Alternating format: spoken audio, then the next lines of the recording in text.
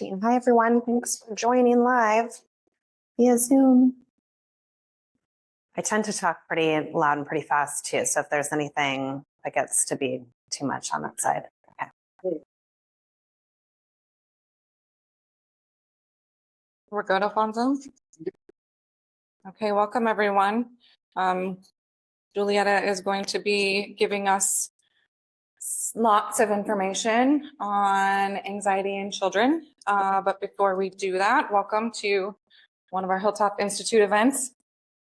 This is the first time we're trying a hybrid in-person and Zoom event. So thanks everyone for your patience. We'll have people arriving throughout, I imagine, as they're getting off of work and that sort of thing. Before we get started, I do want to just follow our tradition of doing a land acknowledgement when we gather together.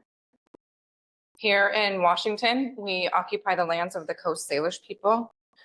And where I live and work in Seattle, we occupy the traditional land of the Duwamish people in a city named for their chief, as well as the Suquamish, the Muckleshoot, and the Snoqualmie tribes of what is known today as King County, past and present, as well as the lands that touch the shared water of all tribes and bands within the Puyallup and Tulalip nations. Acknowledging is a simple way of resisting the erasure of Indigenous histories and a way to continue to honor the truth. It's also important that acknowledging the land and the people of this land is also coupled with action. So we encourage you all to continue learning about your local tribes and consider how you can support restorative justice with the resources you have, at least at the local level, if not also the federal level. And with that, I'm gonna pass it off to Julietta. Thank you so much. Thanks, Emily. Hi, everyone. We're such a sweet little small group. It'd be great to go around and just get your voices out into this space so I can know your name and the ages of the kiddos that you have or that are in your life. So I'll start just a little modeling and then I'll tell you a little bit more about myself. But I'm Julietta Skoog. I have 3 children. They are 16, 13, and 7 now, which is crazy. And I feel like they were just this big. Driving. And that's it. I'll just start there. Will you jump in? Zach Shaw. I've got Catherine, who's 7, and Connor, who is 5. Okay, and it's Zach? Yeah. Nice to meet you. Okay. I'm Rebecca, and I have a 4-year-old. Thanks, Rebecca. Michelle, I'm teacher over at Queen Anne, teaching 3 to 5s, and I'm also the mom.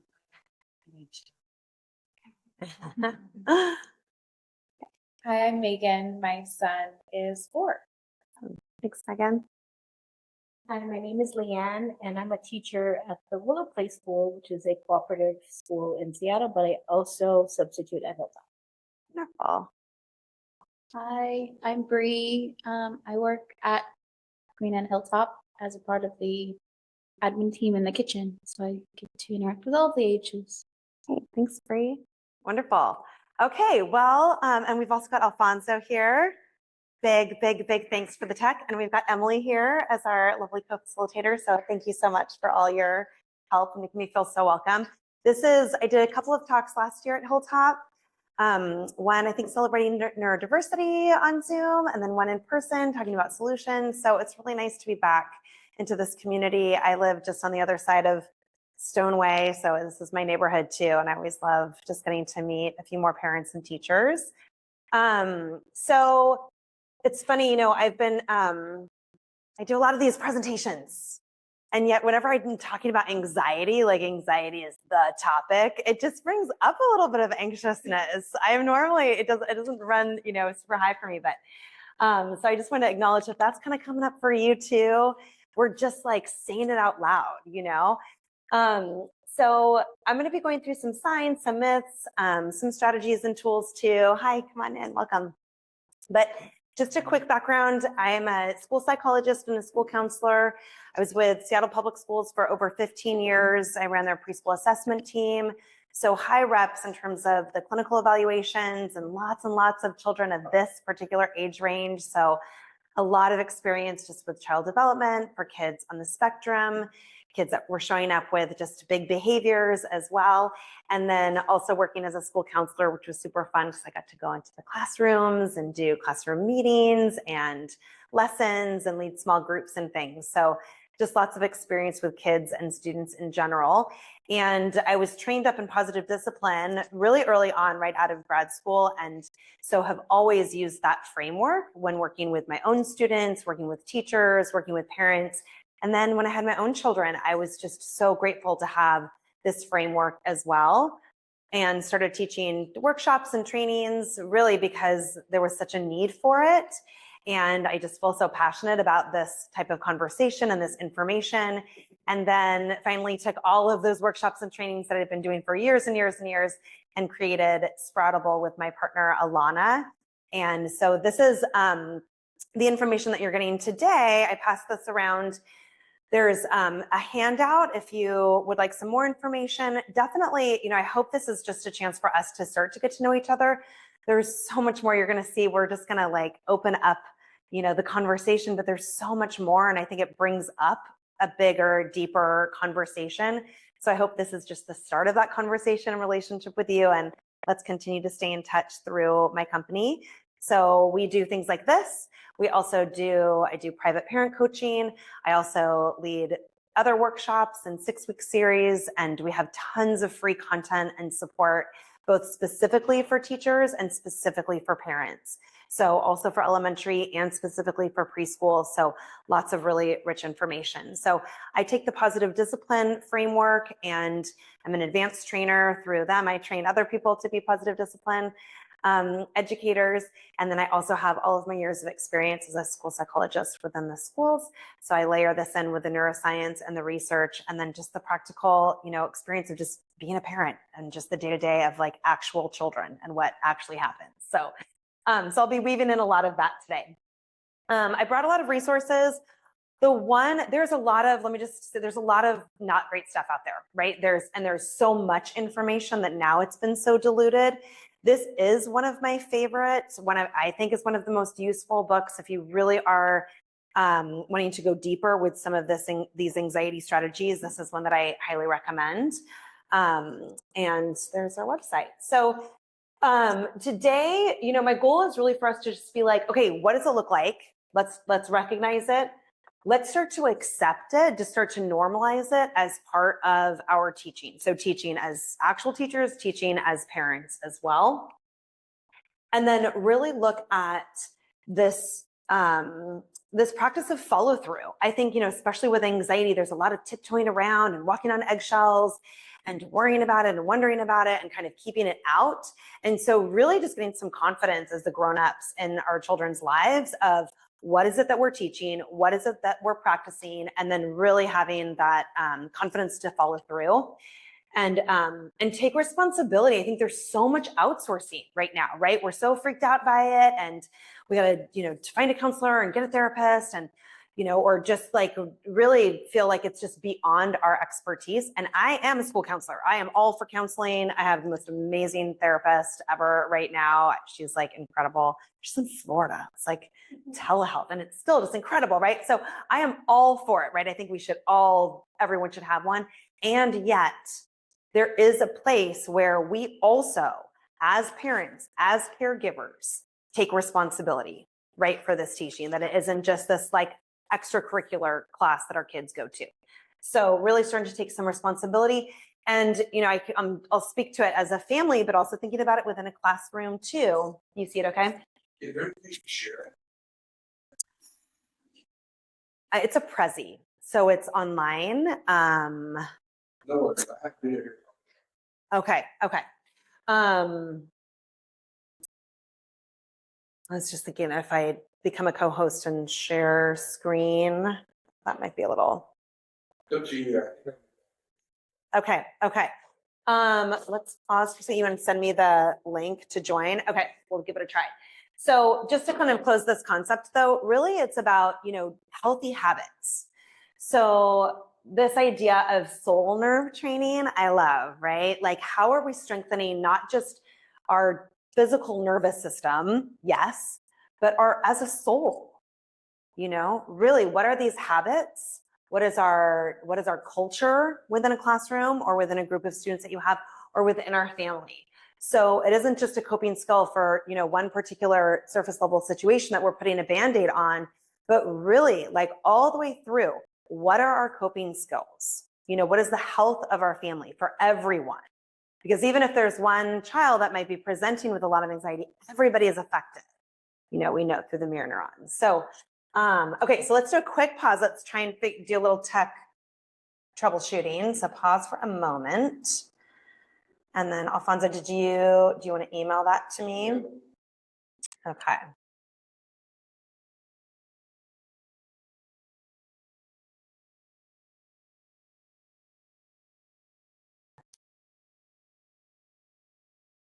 I think it might be, I'm just gonna say it's gonna be a little too tricky for me to go off screen, on screen. So I'm gonna go to my inbox and just look away, right? Okay, at the mess of my inbox. Okay, we'll see what we've got going on. All right, let's see, print out, oh, not that one. Did you send it to me? Okay.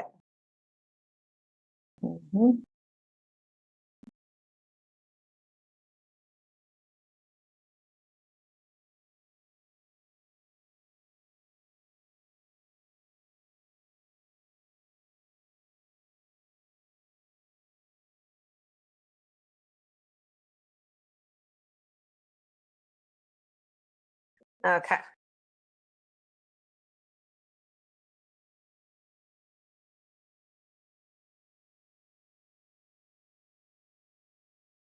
Thank you, Alfonso, for mastering this, and for everyone for your patience.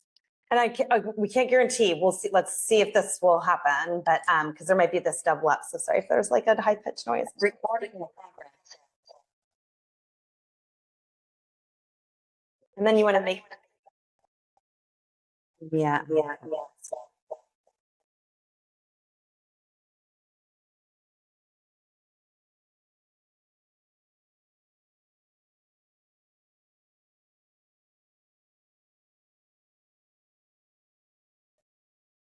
Okay. And then do you make me a co-host so I can share mine? Okay.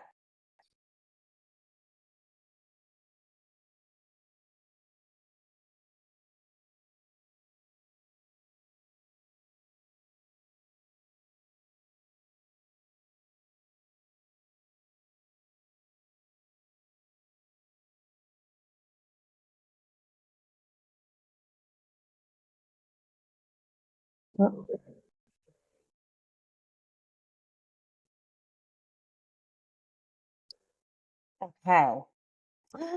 Did we do it? Is there anywhere high pitched noise? Look at us being so flexible. This is amazing. Usually the technology is what really brings up my anxiety too. So, okay. Do you think we're good? All right. Okay. So, all right. Where were we? Oh. Sometimes this does this when I'm on Zoom. All right. So I don't want to get rid of this. Okay. So I'd like to talk about anxiety in terms of the big A, little a. Right? So often there is, again, this approach avoidance around it. Like we have to have a clinical, you know, sort of degrees in terms of what is the diagnosis, looking at DSM. But the reality is that really anxiety is a spectrum. And so, yes, there is diagnosis of absolute anxiety, big A, but really anxiety lives in all of us, the little a, and it is a whole spectrum. And so if we really, again, refuse to touch it or refuse to talk about it, then we miss this whole range of opportunity to, number A, normalize it, number B, get rid of the shame around it, and C, really come together in terms of just these healthy coping skills. So step one is to recognize it in terms of how is this showing up, right? Big A means we are not able to access daily living activities. Our kids aren't able to go to school. They're not eating. They're refusing to do certain activities because of it. It's affecting sleep, right? It's affecting certain people that they're able to be around, like actual functions, you know? But little a means like it's just an existence, and it is making it difficult to sleep, or it's showing up with big emotions, or a big tantrum, or it's showing up in certain environments or not. And so just really starting to embrace and accept and be aware of the full spectrum and how it shows up in many different people. And I would dare to say most of us at some point, right? Okay. So, all right, so today's goals, we're going to be aware of it. We're going to dig into it. All right. So, if we're talking about anxiety, I think it's helpful to first settle our own bodies. And this is just also, the fact that at least for us, we've now come into this space all together. We've come from different energies. And so just being in the same room, there brings up a little bit of heightened anxiety. And so just recognizing that when we can ground, when we can settle, it can be really useful just in day to day. Okay, so this is a practice that I love to use with my students.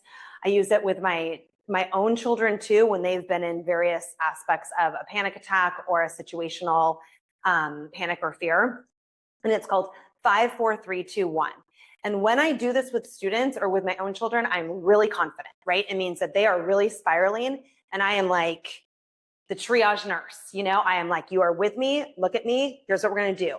5 things that you can see. So I'm going to use this kind of energy with you all, just in that sort of confidence. Okay. So I want you to look around, and in your mind, I want you to find 5 things that you can see, and certain, like ticking them off on your fingers. So it might be blue lamp, yellow shirt. So go ahead and get 5 in your mind.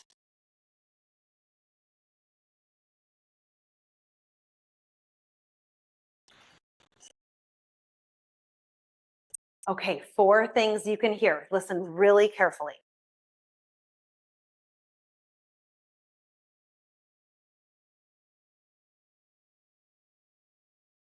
Okay.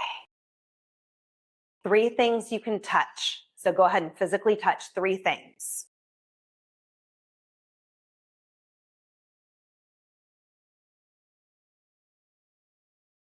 Okay, 2 things you can smell. Deep breath in through your nose.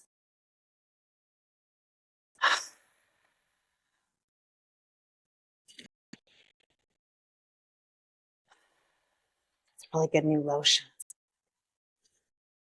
Okay, 1 thing you can taste. Everyone take a sip of water. Do you have water, Rebecca? Okay, this is water helps. Water is useful. Take a sip of water. There's some tea in the back also. Feel free to go get your tea, okay? So just notice that. Notice that sensory experience. Notice how you were before. Notice where you were afterwards. So it's not just all up in our head. We want to start from the ground up. A lot of what we're going to be talking about today is regulation, regulation, regulation. And so with children, they are such sensory creatures, especially our littles, especially our toddlers are so sensory. Our preschoolers live in the land of imagination. They are truly, in almost like superhero ways. They're in this like really special space, And so thinking about in terms of sensory places, taking that sip of water, smelling that thing that's really good, right? That good smelling lotion, taking a moment to just see what we can see, right? Touch, hear, pausing that moment, okay? So just getting grounded. Okay, all right. So let's talk about why we're here. So what are some of the challenges that are showing up in your classrooms or at home? What are some of the behaviors that you're seeing? Thank you. Call them out. Yeah, so some separation at bedtime or at drop off, or yeah, throughout the school day. Okay, and I didn't get a chance to say hi to you. Are you a parent or a teacher? Teacher, welcome. What's your name? Megan. Megan, nice to meet you. Okay. Fear of failure, not wanting to try things. Yeah. So activities, going to a birthday party might be tricky. Fear of failure, so a little bit of some perfectionism there too. Yeah, common. There's some other challenges that are showing up. Yeah. So being withdrawn, like removing from an activity or anything that's challenging, and going to a space and helping with them. Just going internal, withdrawn. Yeah.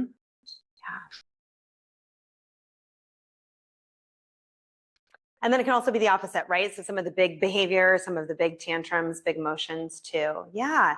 So there's a lot, right? We could keep on brainstorming. I don't know if we have some people in the I'm not able to monitor the chat, but yeah, you know, the big thing is that really it shows up in lots of different behaviors. So we have things like being super whiny or being super controlling of other kids or siblings. There's also those big emotions or the big sensitivity. You were saying, Zach, about trying new activities, right? Some perfectionism. Sometimes it shows up even as screen time, like having like a total withdrawal, almost anxiety panic attack when you take screen away from them. There's an anxiety around that. There's some real clinginess. Sometimes there's some work avoidance for older students too, or some of the projects. Or sometimes it really is a specific phobia, right? It might show up around fire, around dogs. Throwing up is a huge one, especially in those early elementary years, those late preschool years. I mean, understandably, right? Insects, danger. There can be certain phases that kids will go through where they'll have certain phobias or phases. And then there can also be a big piece around sort of it sits right next to the sensitivity piece around this fear of social rejection. And so it might come across as the kids that are like nobody hates me, I'm so stupid, like really self-deprecating kind of pieces. Sometimes it's the kids that will push away others first so that they won't be rejected. So some really deeper things that can show up. But I mean, if you look at this, it really is like, well, lots of kids have, right? A lot of kids for these ages and these preschool years are going to show up with big emotions and some clinginess and some sensitivity. You know, we also have aggression, right? Or just totally tuning out to a parent. And so sometimes we don't think of this as anxiety, right? We think of this as just kind of the challenges of preschool, or we think of it as these kids that are just being, you know, a little naughty or misbehaving. So we also are seeing, I was just tripping out, you guys, do you feel this whenever the season comes around that COVID anniversary time? Like I was like, oh, this was the season when everything shut down. I think it's also connected to my daughter's birthday, but I was like, oh, last Wednesday was the day when you got the call and everybody went home. So there's also now, we're 5 years out, you know, there is some ripple effect, especially for some parents that had children, you know, or were pregnant with children during that COVID time. And it was a very anxious time for the parents prenatally or through those early years when they were babies. And so now there's some ripple effect from that too. So there's a lot of challenges here. And yeah, and I think, you know, what we can, when we can just look at this list, right, it can feel overwhelming. It can also feel a little relentless and exhausting. And this is this age, you know, this age, there is the tantrums, there is the big emotions and just like the relentlessness of it. And so just taking a moment to acknowledge, like, for all of us, no wonder, you know, it is a big deal, right? It is a lot. So for you teachers that are working with these kiddos, Dan, there's a lot of people that don't have jobs with this, you know, where they are dealing with these kinds of behaviors. And for parents too, like, it is a lot, you know, just some validation around there. So what behavior does, though, when we look at this list, is it gives us a starting point. It gives us information, right? It lets us know what skills are missing, or whether there are some skills, but they haven't had enough chance to practice, right? And so when we're looking at this through the lens of a preschooler, it makes sense, right? They're still developing social emotional skills, communication development, emotional regulation, their prefrontal cortex. There's a lot that they are still growing and developing. And so this is the way that they are communicating what they need and how they feel and what skills they have or they don't have, right? It is all communication. Behavior is communication. So we know a lot of grownups that are whiners, you know, and interrupt and control their siblings and are irritable and perfectionists. So we can really put that lens on also with grownups and see that it also is information for what coping skills people have or don't have. So what I like to really shift our lens into, though, kind of right away, is through this positive discipline lens, which is taking the step back and being like, okay, hold on. What is our goal, right? Ultimately, what is our mission as parents, as teachers? So if you were to think of your child, sounds like you've got a couple, I've got a couple, you've got a lot of students. So maybe, think of one child that you have or one student. You can pick your favorite. And imagining them when they are 25 years old, right? What are those life skills that you hope that they're going to have, right? We want them to have life skills. We want them to be healthy. And when you think about them as this little baby, they have this special essence, right? This powerful piece that is just unique to every single human. And so what are those life skills that they're going to need in order to be that potential, to reach their own personal potential? What are some things that your people will need? Yeah. Yes, which is pretty complicated, isn't it? There's a lot of grown-ups still working on that. So you said intra and interrelational awareness. That's a lot, right? There's even some skills that are even embedded within that. Perspective taking, safety, sense of self, confidence. Yeah. What are some other pieces? Yeah. I don't want to say fearlessness, but great ability. Yeah, totally, right? That whole set of growth mindset where it's like resilience, courage to try something new, being okay to make a mistake, right? Also and also having this kind of awareness within the self that it's like, all right, if I'm going to try this, and even if it goes wrong or it's not what I imagined it to be, I'm actually going to learn something from this. Yeah. What else? You find a comfortable space when they're anxious. Yes. So having that set of tools, right? I was just telling Emily, I'm like heading in, I'm in the sandwich generation. I have a parent with dementia right now, and there's a lot going on, and really having that awareness. We have a really spicy, complicated weekend dealing with her medical issues in her home and all these things. And it's like, all right, what are my tools? What's my space? What are my healthy things that I am resourcing, particularly this week as I head into that environment? Yeah. Yeah. Organization and time management skills. Yeah. Don't you hope that they're going to have that, right? That they're just not going to be like, you're not going to still be calling them, did you get up for your job? Yeah. That they're like productive, they're getting up.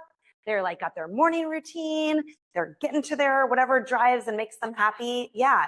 So pretty big executive functioning skills in that sense too. So this, when we think about this, it's a really well-balanced grown-up, And so this is really what it's about.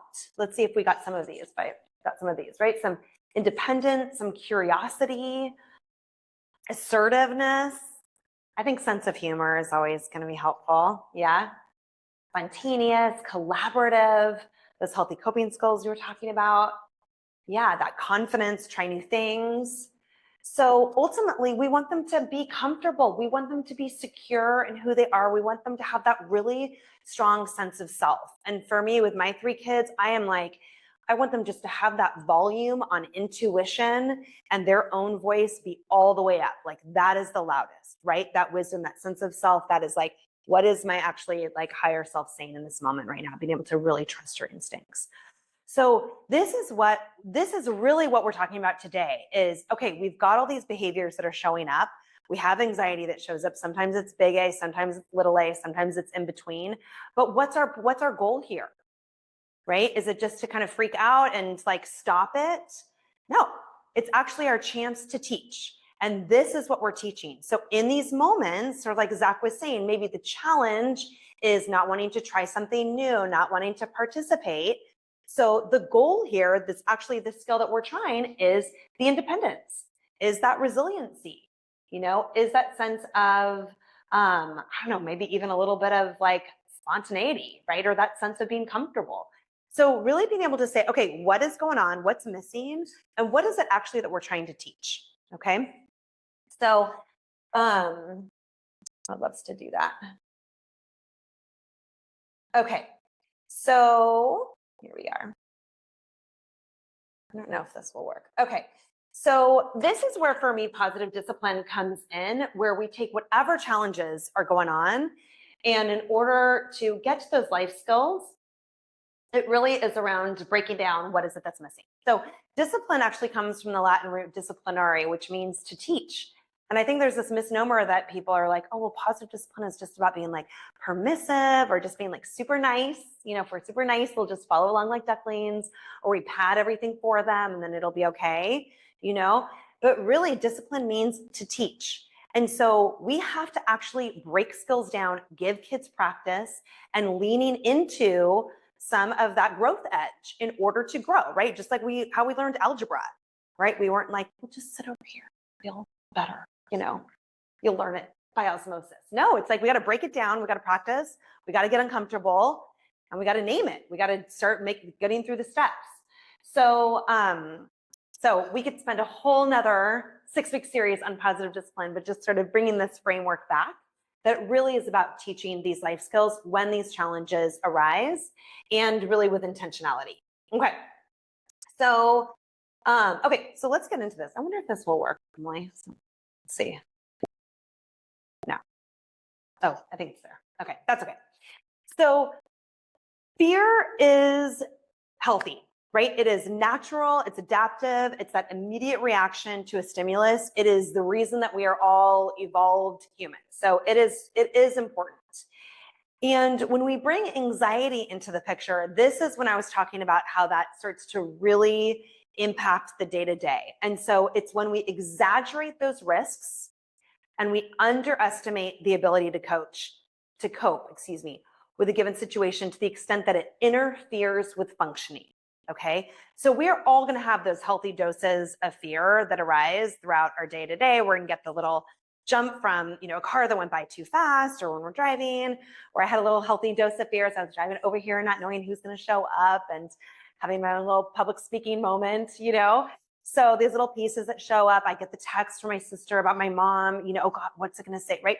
These little moments that are going to show up in our life. And those are all important signals to us.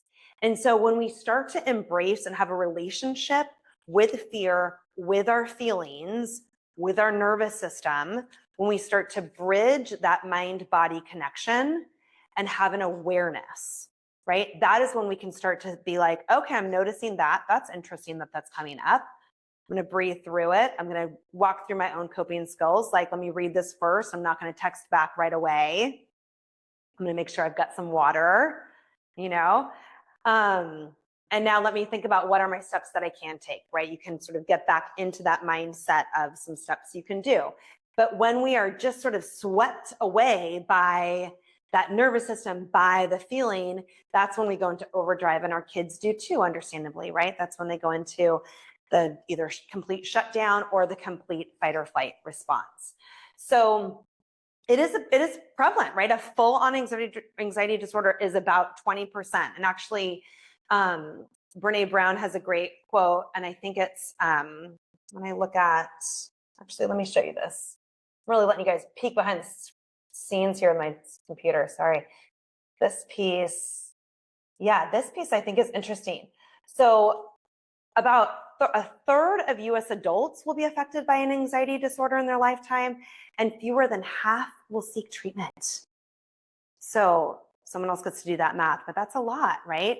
So then when we look at that 20% in our young children, that it actually is becoming a full disorder, then we think about all the rest of us, you know, too, that are just living along that spectrum. So it really is something that is in all of our lives. While I'm here, I'm just going to hang out here for a little bit, which is that the piece around, again, we're playing with this dance between fear and anxiety, right? And where anxiety will lead to that worry or avoidance, and worry becomes that chain of negative thoughts, right? So we're going to be talking about this kind of negative patterning. And it's not the fear, right? But it's this piece around avoidance. And so it's that part, right, that we are both for ourselves and for our children wanting to bust through, right? Where it's saying we're going to actually get into this. We're going to get messy, okay? So you want to feel comfortable, right? So we avoid doing or saying the thing that's going to evoke the fear. And there's that part too. We want to feel a little bit more comfortable. We're exhausted from our day and our kids and our jobs. And so it's easy, right? We'll choose easy, and our kids will too. So just recognizing that when we're choosing comfort and permissiveness, I know even for me, my middle had a dog phobia. It was a lot easier when my friends would go to their house and they'd say, oh, we'll just put the dog away. I'd be like, oh, thanks. That's nice. You know, over and over time, that became an issue, became a real issue. So avoidance makes us feel less vulnerable in the short run, but it will never make you feel less afraid. Yeah. So I love this idea too around anxiety versus excitement. And so starting to, again, you know, really bring this awareness for our children and for ourselves around what is it that we're feeling. And I love here, Alfonso, sorry, it's really spread out over here. But this comes from this book, Atlas of the Heart. And it's basically just, do y'all have this? You read this? Have you read it? The Netflix, yeah. Yeah. So we actually, in our family, through our family meeting, we go through a feeling word every week. So right now it's a really fun one. We're on guilt. Last week was shame. This week was guilt. So playing with guilt, right? Next week it's humiliation. But just kind of bringing it out, you know, having some playfulness around it and starting to really be like, what is it that I'm feeling? And I had this moment today where I was like, I'm not really anxious or nervous about y'all. I'm excited. I was excited to come and talk about this stuff. I love it so much. So just starting to play with like, what is it? Is it fear? Is it anxiety? Is it the worry cycle? Is it, you know, this, or is it just excitement? And that language has that power to define our experiences. And so I'm starting up here high level with us as grownups because this is now where we can start to break it down with our children too. Okay. So this other piece, you know, that she pulls out just again, since I've brought us into these slides, is this idea of dread, you know? And so when we get into this frenzy, exhaustion, there can be this mix with anxiety. And so thinking about that with our children too, this idea of frenzy, right? That when there is so much happening for them, right? Or things aren't in a consistent or grounded or predictable or visual way, then there can get to be some of that frenzy as well. Okay, so this last little piece here that I just want to share is that, you know, this piece around this relationship that we have, right? What is the relationship that we have with fear? Like, what is that signal? You know, it can signal us to act. It can help us to make wise self-protective choices that we might otherwise ignore, right? And when we can actually befriend them, when we can actually start to sit beside it and say, where is this coming from?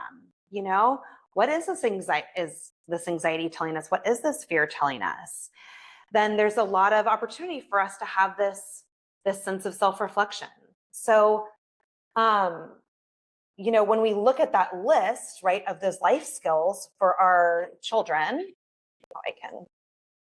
I make it be smaller. There we go. This is the way sometimes it lets me.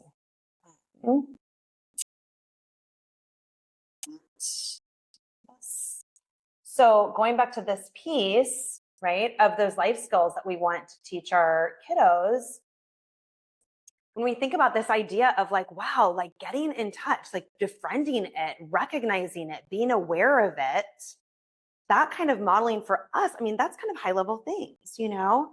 And so how do we start to build these life skills for our children at this preschool level, where they get to start to befriend, start to be aware of these feelings, recognize this, have some communication around it. So, okay, so lots of different types of anxiety can show up in many different ways, and you all described this in terms of a behavior. So one type of anxiousness is this verbal piece, right? They are just like talk, over worriers, saying everything. But what if, and then what if this doesn't happen? And then, but who's going to be picking me up? And who's going to be there? And all these, right, just overwhelming. But please don't leave. But what if the monster's behind the bed? And then this other piece, but, you know, really needing to like talk it all out. Or they're the kids that have the undercover, right? It's just like hiding. You would never know, that internalizing piece.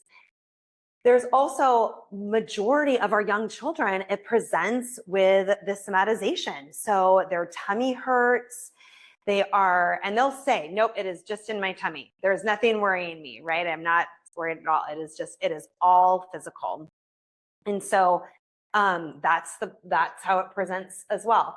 There's also the angry kinds of kids, right? Where it comes out in that total fight or flight response. And I think sometimes we think of it as just that fight, right? As just this like aggression piece, but that anxiety lives in the same part of that fight or flight response. And we're going to be exploring this. So I talked about Violet, my middle, where it's the avoider. And from the outset, looks super chill. She could not be a more easygoing kid, right? Because she's just going to avoid the things that bring anxiety. So she would just say straight up, yeah, oh, I'd love to go on a play date with them. Awesome. She'd be 4 years old. Can you just ask them if they have a dog? And then if I said, I think they do, she'd be like, okay, I'm just going to play with them at school. Like not even, will you tell them to put the dog away or anything? She was just like, I'm good. We'll play at school. So just complete avoider, And this makes sense too, right? Why would we put ourselves in situations that are going to bring that kind of discomfort in our bodies, especially when we are not used to it? And we have spent a long time numbing those feelings, right? Having really painful or uncomfortable associations with those feelings. So avoiding makes perfect sense. So what can happen is now that we've had these little pieces is when we add the fear and the uncertainty, this is when anxiety can show up, right? Yeah. Can you speak a little bit more to the undercover anxious? Yeah. So this is where they seem totally, there'd be nothing like, it's like the duck that's like totally calm, but then underneath they're paddling. And so they are really good students. They follow all the rules, right? They're going to bed, but really internally, like physiologically, they are just walking the world anxious. Is there any way to spot that or identify it, or how do you figure out if your kid is having anxiety? Yeah, I mean, I think especially like for my students, when I would have, I would intentionally be really aware of the kids that were just like the ones that got a lot of airtime just because they were all out versus the ones that were just really like seemed just fine. I would just really make it a point to have some real connection time with them. And I think that's part of it is actually having some intentionality. Special time is really important with this. For our preschoolers, having really unstructured, it sounds like it's just really play, but other people might call it play therapy, but just really getting on the floor with them and bringing in your energy with their stuffies or their characters or the things that they love, and just really being next to them while they play and noticing what comes out through their play. Similarly, drawing or doing art and just being next to them and doing that parallel kind of experience. Sometimes for those kids, it comes out in what they're drawing or what they're talking about. And so just having some real curiosity, I think, can help with that. Yeah. There's also the kids that we know that have had traumatic events. And so, like that was stressful, or there's been a stressful event. There's maybe been a divorce or a job loss or a move or a sick grandparent has moved in or a parent is sick or a sibling was in a car accident. Things happen that how can they not have absorbed that, And so it looks like they're totally fine. So for example, my sister-in-law just recently passed unexpectedly. She's younger than me. And the older daughter looks just fine. She's doing great. She's doing just fine. His grades are fine, on the basketball team, has the friendships, but has just gone through, the most traumatic 6 months ever. And so it's also for that where you want to really kind of know there's got to be something under there. And so you really just want to hold that space. Yeah. Thank you for that question, Zach. So, okay. So now what can we start to do, right? So when we talk about the adult behaviors, we start with us. And, the first piece, I think that's the most important, and actually we skip over this, is really starting with ourselves and starting to look at our own relationship with anxiety, our own level of coping skills, our own taking a look at those life skills that we looked at and thinking about what are the ones that we're still working on? Most of them, right? A lot of them, our own relationship skills and problem solving skills and critical thinking skills, healthy coping skills. So just noticing that we aren't meant to have it all together, and actually having children in our lives, whether they're our own children or our students, is this incredible gift because they show up and say, all right, What are you going to model for me? What are you teaching me? What are you learning? What do you how do we learn this? So we get that chance to actually grow these skills ourselves. So if this is something that's important to, you know, a child in your life or to your students, we get that for ourselves then too, you know? So I think this other piece then is what I was talking about around positive discipline. So thinking about how you are as the grown-up with this young child, what is your language? Are you connected and firm at the same time? This is what we know research-based is the most effective teaching tool, the most effective parenting style. And so how are we warm? How are we connected? How are we understanding where their brain is? My big piece around connection with this age is play, play, play, right? How are we finding the fun? How are we bringing that sense of safety and lightness and grounded and presence, right? And really seeing them, knowing what they're into, whether it's mermaids, trains, sharks, right? What is it that they're into? So having this really deep sense of connecting to the child and a strong firmness, right? Which does not mean be mean. It means we are consistent. We have routines. We have follow through, you know? So, and we have systems that I'll get into, right? Which means we practice. Yes, this is hard. And so we are going to be practicing this. That's the sign when something is hard or challenging that lets us know that our brain is growing. And so we lean into it, right? I have a lot of parents who will be like, yeah, my child doesn't really like the mindfulness or the breathing. And they're like, nah. I'm like, well, who does? Who is going to be like, yes, I'm going to come and just sit down and do these little breathing techniques, right?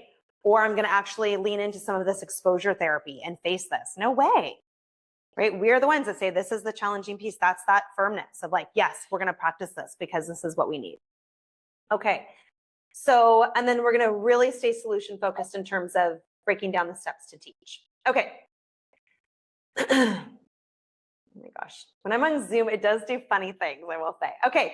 So what is not helpful, right? Of course, over controlling, over protecting, or modeling that projection, you know, it's our own anxiety around, you know, dropping off at school or being around all these other kids or in this space that might be scary to jump off of or whatever it is, right?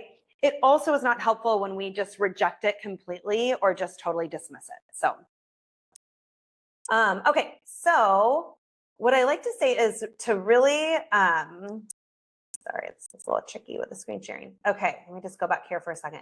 So this piece here, which is that we want to connect with the child and not the anxiety, right? Because there's so many ways that it presents that if we stay up here just around what the behaviors are, then it's almost like playing whack-a-mole, right? So we have to get deeper. We've got to really connect with the child and figure out what's going on for them, right? What is going to be helpful for them. So one way that I like to really bring in some motivation. So one of the things, actually, Zach, you were talking about like this idea of, you know, how do we build that like resilience here, that sense of, okay, I want to go try this new thing, right? And I'm not going to do it for, I'm not going to do it because my parent wants me to, right? It's like, I want to do it for me, you know? So even in these early years, like whether it is, okay, I want to try this new activity, or I'm okay falling asleep by myself, or I'm okay to be confident in the classroom without my parents, right? We want that motivation to come intrinsically for our children. We want to build this on an intrinsic level, right? I want to do it for myself, okay? So what we know from the self-determination theory is that there are these three key needs for intrinsic motivation. And this is part of like when you start compiling all the growth mindset research and all the just sort of motivational research, there's lots of different people who are doing it. And this sort of encompasses all three, in my opinion. There are these three pieces that we need. So one, kids need to have autonomy, right? So if they are totally freaking out and they don't want to get into the water for the swim lesson, and you're like, you better get that ball right now, you know, or you're not going to get your iPad time, right? To have no control or choice or agency with that is like death, right? There's going to be no motivation for them at all. That would be only extrinsic motivation. So there has to be, for them to have some sort of motivation to try this thing that they want to avoid at all costs, right? Whatever it is that's making them feel so uncomfortable, they've got to have some control. They've got to have some choice or agency. Okay, that's the first piece. Okay, so the second piece is the competence. So they actually have to feel like they can do it, right? You have to feel like, there's so many kids, if you look at that swim example, where they're like, no, I literally will drown. Like but I can't hold myself with my head above water. I can't actually swim. Like, I don't have the skills or the competence. And so that's our job as grownups, right? Where we have to actually give them this example of like what it is that the skill that they have. We have to give them the actual practice. And we'll talk about how we break that down. And then the third piece is they have to have that connection with you, right? They've got to feel that sense where you care so deeply about them, you get them, and they feel like they belong, right? That they matter, that they are part of whatever is the environment, whether it's the classroom or your family and community. Those three pieces are really critical. So I had this example of a student named Charlie, who was an older preschooler, and she would just have this total school refusal. The mom was like, I can't get her to come. I've got a baby too. I can't drag her. I have to hold the baby. I can't get the baby out of the car seat. I can't, like, it's just like impossible. I can't get her to come. So we looked at, and she was so sweet. And there had been some issues around the whole throwing up situation. There had been another student that had thrown up, and then there was like that chain reaction of throwing up. Even you guys are like, just stop talking about throwing up. So, right, it's a thing, you know? And so she was like, didn't want to go to school. So when I was called out, I was like, okay, let's tick through these three boxes, right? So here's the autonomy part. So at first I was like, just to get her out of the minivan without peeling her completely, I said, okay, here's the deal. You decide. We're either going to go straight to my office, or we're just going to sit on this bench right here. You decide, right? So this firmness of like, these are the limited choices, but these are the two choices. And with that confidence, with that tone, thanks, Mom, I got it. We got it from here. Come on, Charlie. Yep, just this one little step. Come on here. A little bit of that little scooping, right? Here, bench or office, you decide, right? So that autonomy. And then there's the competence piece, right? Which is the skill building and the slicing it thinner. So we're going to go together. We're just going to stand outside of the classroom for a little bit. We're going to poke our head out. Now we're going to come back. We're going to do our breathing techniques. We're going to listen to our little audio for a little bit. And then we'll go and we're going to spend 20 minutes, and then I'm going to come back, right? So just kind of a little bit, one step at a time. So just slowly building in the skill building of being able to get that body that's comfortable in the classroom. And then the last piece, of course, was that relatedness around that connection and validation. And so, you know, for that, this piece is really an embodiment. And so as a teacher, as a grown-up, that everything about we call it congruent communication, my tone, my nonverbal body language is letting that child know you're safe. You are totally safe. And I'm the one in charge, right? There's like a grown-up in charge. Okay. So we're going to layer this all in. We're kind of stacking up all of our tools here. But I mentioned this a little bit at the beginning, you know, but I think with children, this idea of like validating, recognizing, saying, I believe you, you know, and it's true for them. Right. So I was at a flower shop a couple of years ago. I had just done an anxiety workshop in the morning. This cute, actually, you guys know, do you ever go to Cedar? It's called Cedar store, Cedar. All of a sudden I'm like, oh my gosh, Cornell store, Cedar Flowers, Cedar Grove, you know, right there on 45th. Yeah. It's so cute. It's a great little flower shop. Anyway, maybe we'll just call it Cedar something. Cedar House. Thank you. Oh my gosh, word retrieval issues. Okay. Cedar House. So they've got cute little gifts too. So anyway, I was going in with my friend's birthday. I was going to go get a little plant for her. And the gal was checking me out. And she's like, oh, how's your weekend going? How's your Saturday? I'm like, oh, it's, you know, well, it's good now. My weekend's just started. I was just teaching an anxiety workshop all morning. She was like, what? To parents, to grownups, to, you know, about their kids? And I said, yeah. She's like, they're young kids? I'm like, yeah, like preschoolers. And she's like, oh my gosh, so cool. Like, that's amazing that that you're talking about this with the parents. She said, I never had any idea that there was something wrong with me. She said, every year of the school year, I was always sick. I thought it was like some sort of an environmental thing. I was always sick. And no one ever talked about it until she got to college and discovered that she had this social anxiety, you know? And so again, it's really not about like diagnosing it even, or like, you know, getting so deep into, it's just like, what is showing up for this little human that you're with, you know? And just saying, I am here with you. I believe you. And for me and Vi, like at least my middle has a lot of different students, but specifically with Vi, I was like, here's the deal. I don't care if it's going to take us 3 months or 3 years or 13 years. I'm going to walk by your side through this until we get to the other side. I don't know how long it's going to take, but we are going to keep practicing and building these skills for as long as it takes. Because we do have this time, right? Especially as parents, we've got many, many years. So, okay.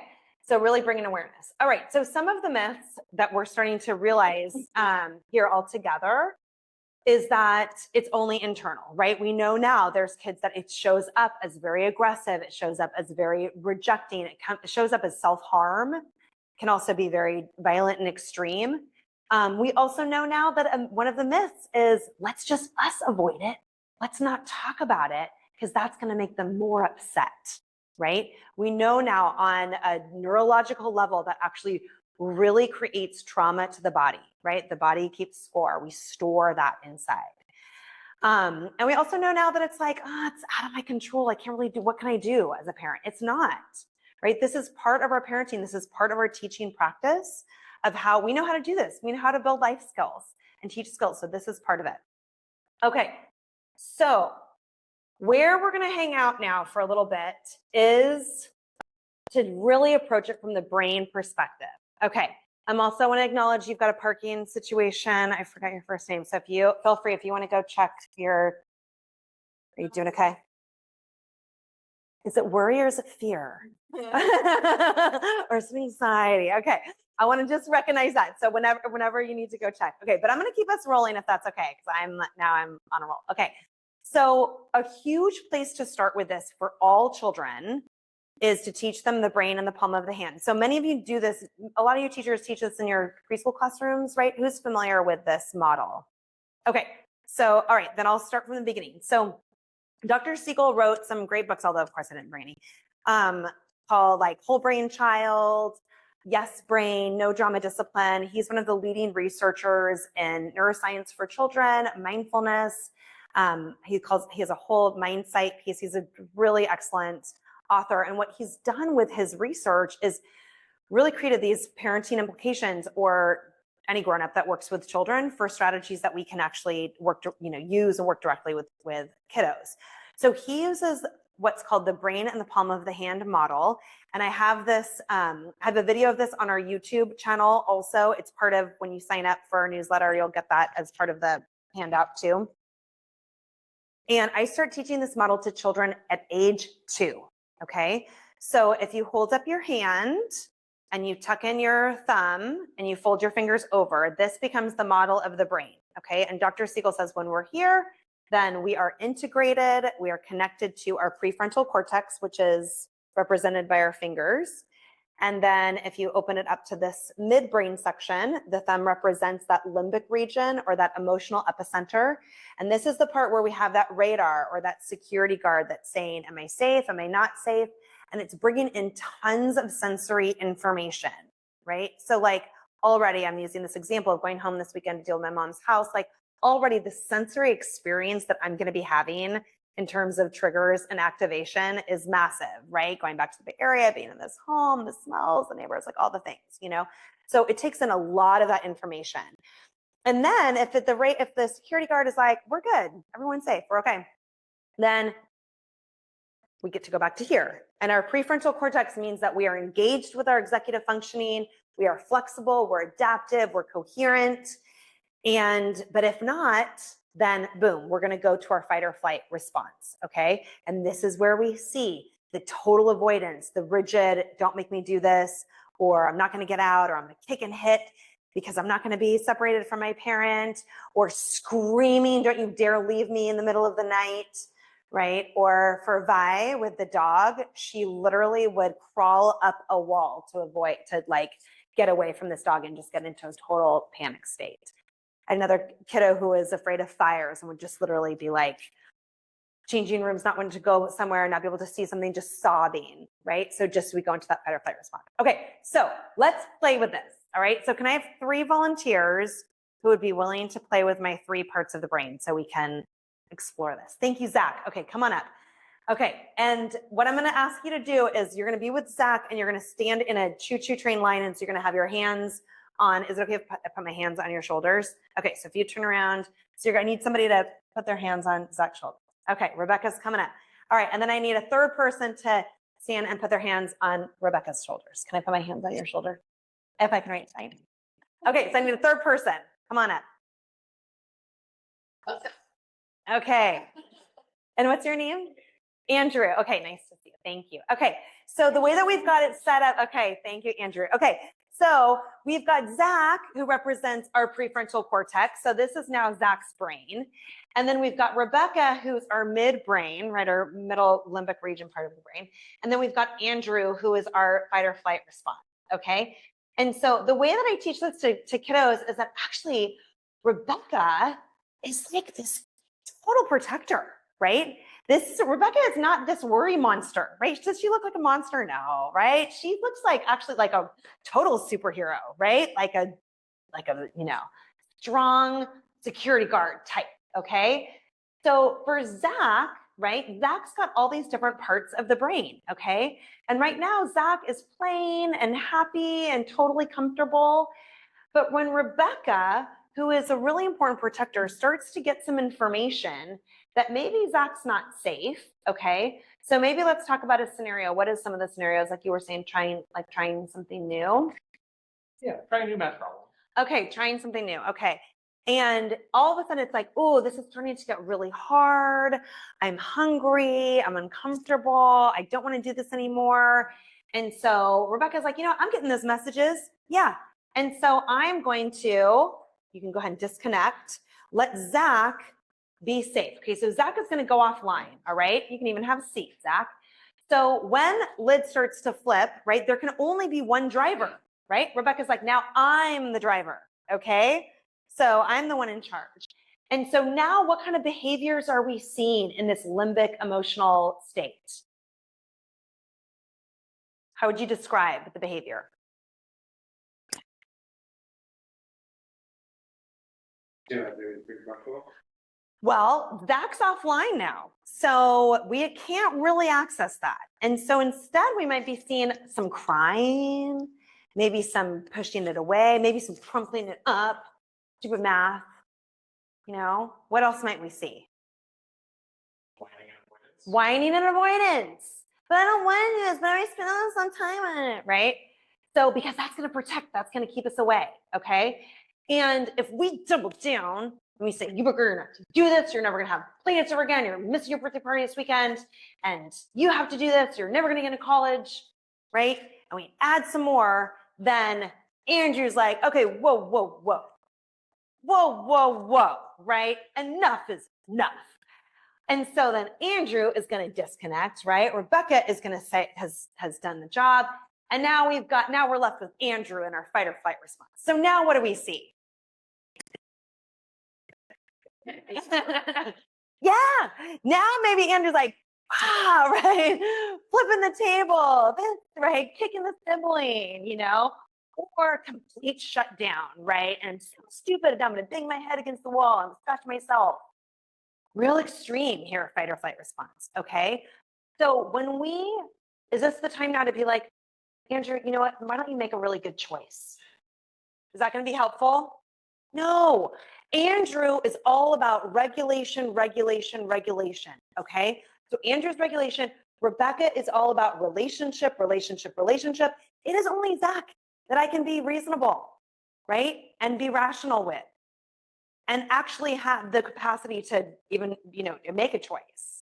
We could argue what is a good choice anyways, right? But really so until we are regulated, nothing is gonna happen. So what are some regulation options for me right now?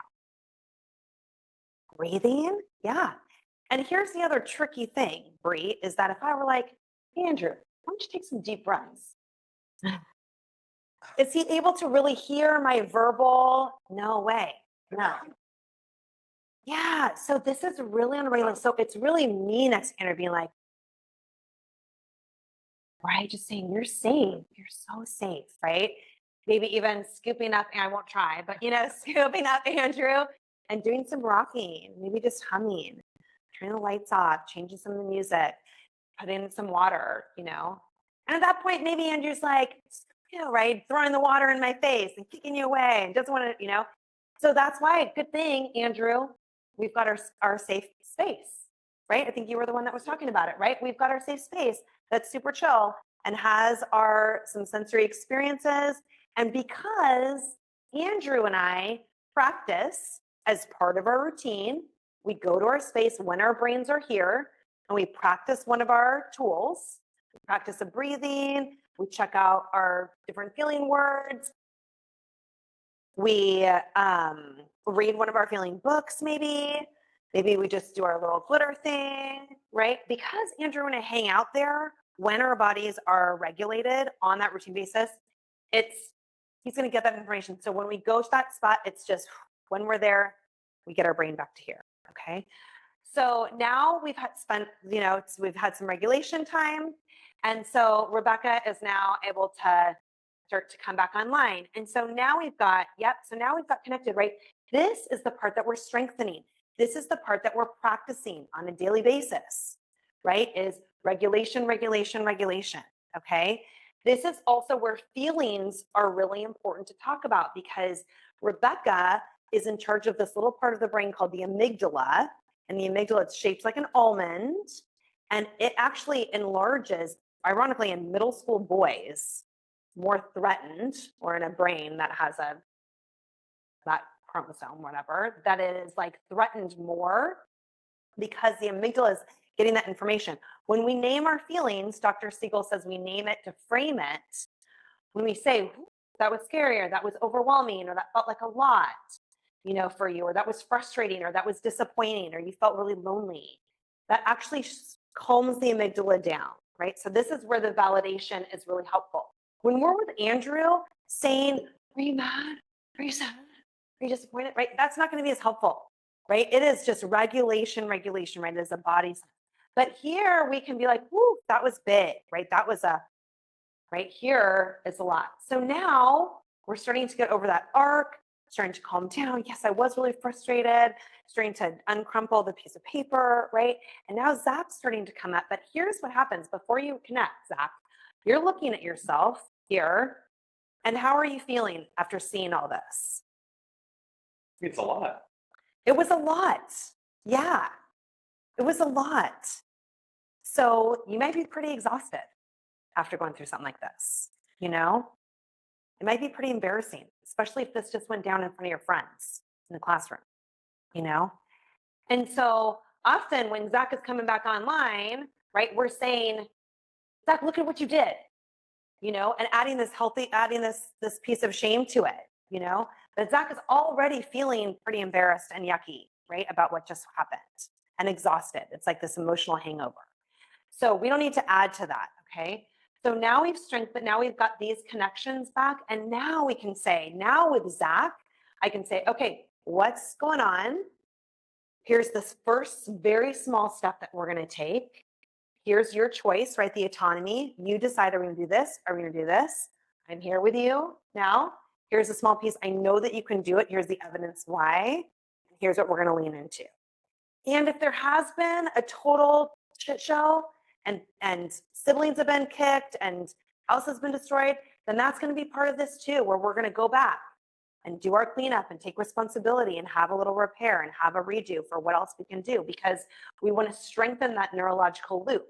So now with Zach, I'm saying the next time that you're frustrated or you're activated by this, what is a different response that we can have? And let's practice that, right? We can say, hey, I could use some help, please. Or I'm going to take this and we're going to put it on a clipboard and we're going to go do it outside. Or I need to make sure that I've got some water and a snack, or I want to use my special pencil for this. Or do some outside time first. Yeah. So this is where now Zach and I get to problem solve what to do differently next time. Okay. Does that resonate? Okay. We have a big round of applause for our parts of the brain. Okay, thank you all so much. Okay, so teaching this to kids, it becomes, then it's less, it's personal, right? It's not like you did this behavior, you know, it's like, wow, Rebecca showed up for you. So I encourage you all to really have kids name their little part of the brain. And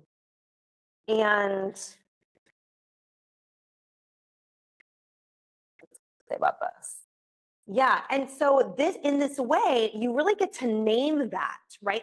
Name that part that shows up, name that Rebecca. So I had Elliot, for example, I had one student who was like super unfocused, dysregulated, disrespectful. It showed up in just like that kind of behavior way. And so Elliot named that part, right? That trigger, the activator, this combo of Frank and Susan. It'd be like these like little old people, you know, kind of Frank and Susan are here, like the neighbors just being like, you know, protectors. And so when Elliot was able to be like, hey, Frank and Susan, actually, I'm a big kid. I got this, you know, then she was able to reconnect to this wise leader, noticing when the lid is starting to flip and saying, actually, okay, that's this part of me. I'm not a bad kid, right? It's this part of me that's showing up that's trying to protect. And actually, when I look around, everything's okay. Everything's chill. So my Violet, when she had the dog phobia and we started to really break things down, we named our Rebecca the drama queen because she was really into theater at the time. And so being able to frame that around, hey, this part of your brain is trying to upstage you, you know, and actually this drama queen who's like, oh no, this dog is going to eat me. Literally, Violet thought that these cute little puppies was going to eat her. When she was in her Zach brain, she totally knew that made no sense. But when she was with this dog that she'd had an incident around when she was 18 months, so it was steeped inside that memory part of her brain, that part was activated and she literally thought she was going to be eaten. And so when we started to unpack and externalize that part to say, oh, that drama queen is showing up. We know this dog's literally physically cannot eat you, you know, then she was able to start to play with those parts and start to have some control and some ownership around that.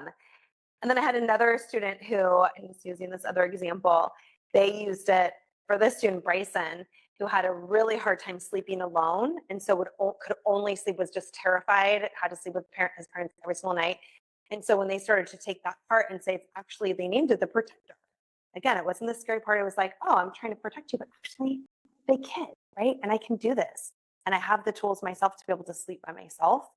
Then that really helped Bryson have some ownership around it, because then it creates the story and it validates and it honors that part for them. That's really important for this midbrain to keep it from going from Rebecca to Andrew and instead moving it from Rebecca to Zach, right? That's what we want to be strengthening.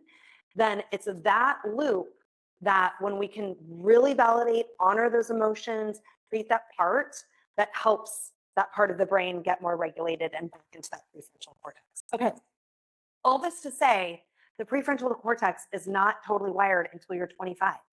So here we have these little people, these little humans, where of course lids are going to flip all the time because it's not totally strengthened yet. And so this is why we need to give them lots and lots of practice, strengthening their executive functioning, having independence, having capability, having routines, and really having, I mean, you guys, a big thing of this is like, kids don't feel confident because they don't feel confident. They haven't actually been pushed to practice and do the skills and do the hard work, right? And give themselves the evidence that I can do this. I can fall asleep in my own bed by myself. I can jump into the pool, you know? So giving them that edge, again, that growth edge. Okay, so I talked about the feelings being really important here, and I'm just going to share a video. I hope it goes through on my computer, but I'm not sure. Let's see what happens. So, okay.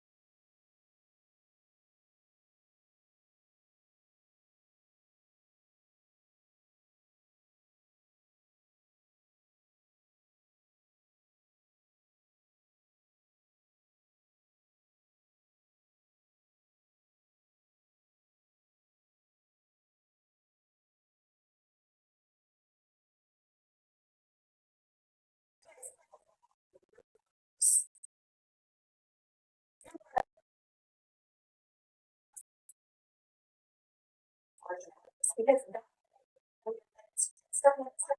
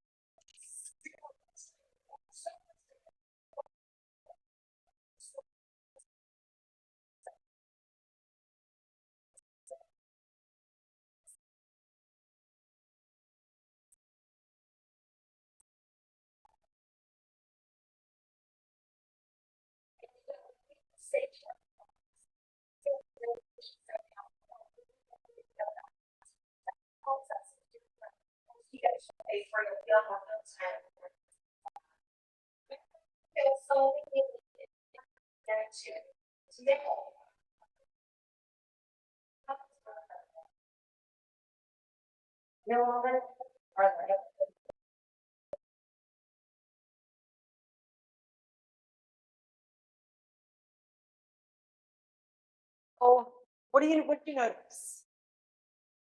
What's coming up for you?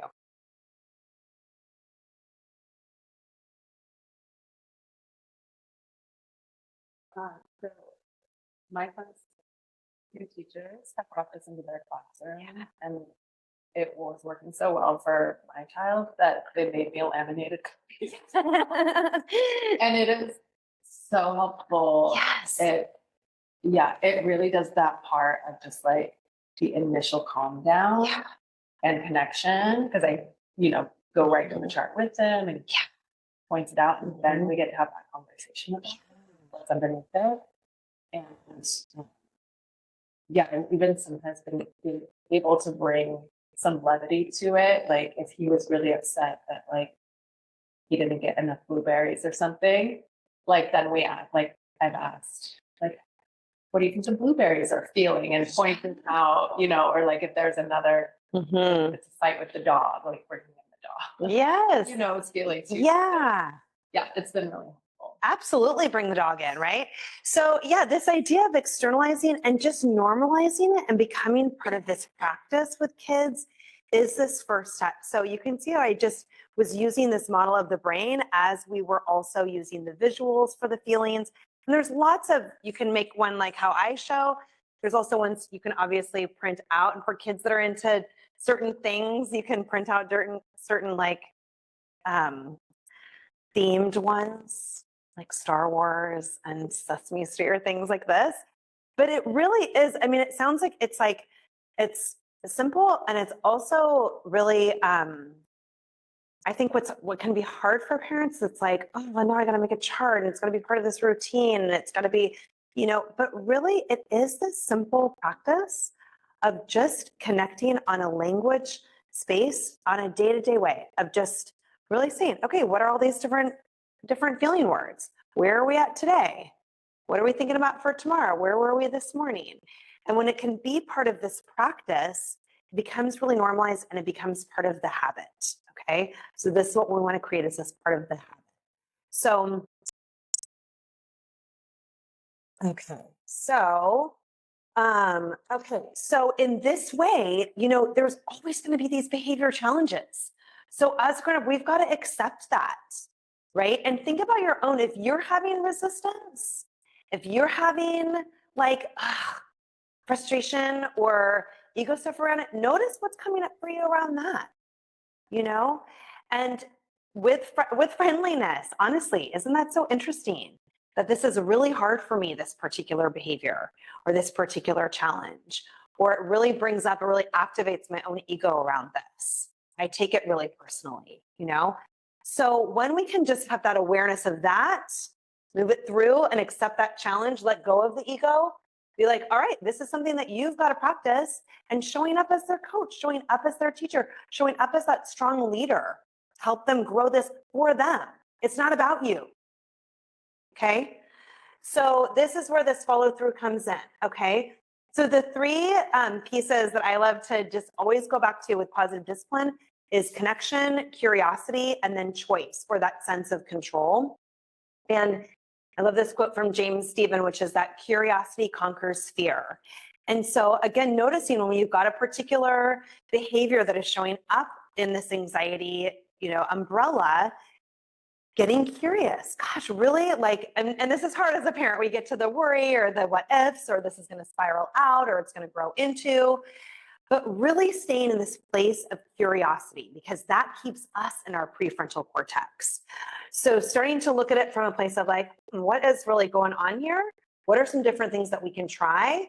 And then this idea of staying solution focused without blame. Okay, so here we get into some strategies. And so what is important is for you, number one, to know your child, and number two, to again, be open to different things to try. So one thing might work for one student and another might not, right? For me, with my different kids, there are so many different temperaments and personalities, and you all that have more, a classroom full of students or more than one child, they're all so different. I can't even tell you, even between the three of my kids are so different. So what is empowering is for everyone, sort of like you were saying, Andrew, is like, what is my toolbox, right? What is my set of coping skills? So one of the curriculums that I taught for many years is called Zones of Regulation. And it really was about having these different experiences and trying things out. And by the end of, it was really fun. It was like probably a 20-week curriculum, but by the end we had about 3 different weeks where kids would try different things at different tables and movement and different sensory things. And then it was like, they got to say, oh, these are the things that work for me, right? This is what helps me regulate, right? Keep my brain back to here, stay grounded, feel safe, right? This is what we keep going back to. What makes me feel safe, integrated, and on. So thinking about that, right? Like there's a few examples here, but really getting curious about what else and what is personal for your child, okay? What is a fun practice is to start with you. What works for you? So I just want to ask that, like, what does work for you when you are feeling anxious or dysregulated or stressed or vulnerable? What are some things that work for you? Going on a walk, ding, ding, ding, ding, ding, ding, ding, ding, ding. What did you say? Snacks. Snack it up, Andrew. Yes, right? Blood sugar is part of that. I mean, often it is that, right? There is a huge piece of anxiety when we are dehydrated also, that our body goes into a physiological response. Your blood sugar is low and you are dehydrated. So step one, going for a walk, getting some fresh air.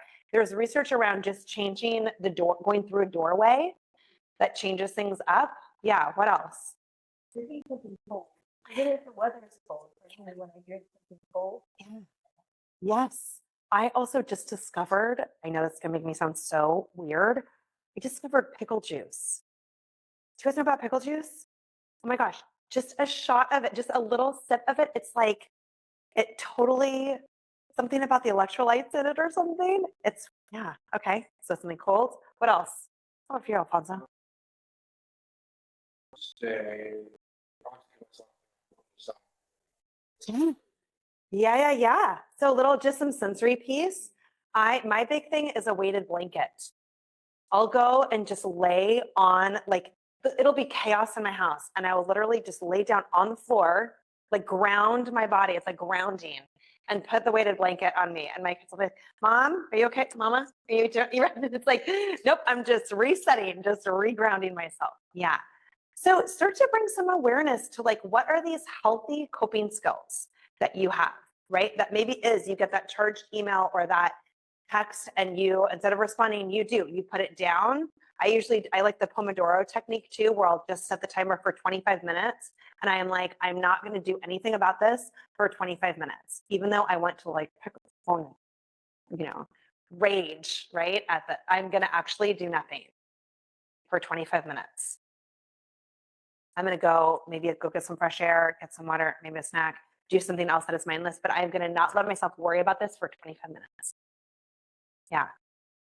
Some other things become part of your habit, right? So it's not just when something comes up for you, but maybe it's part of your ritual at night. that you do put your phone away, or you take a bath, or you read a book, or you are really mindful of the podcast that you're listening to on your commute home, so that it keeps your nervous system a little bit more in check. Yeah. So start to just like have some playfulness with this, like really think about as you leave from here, what's in your bag? What's in your wallet, right? What works for you?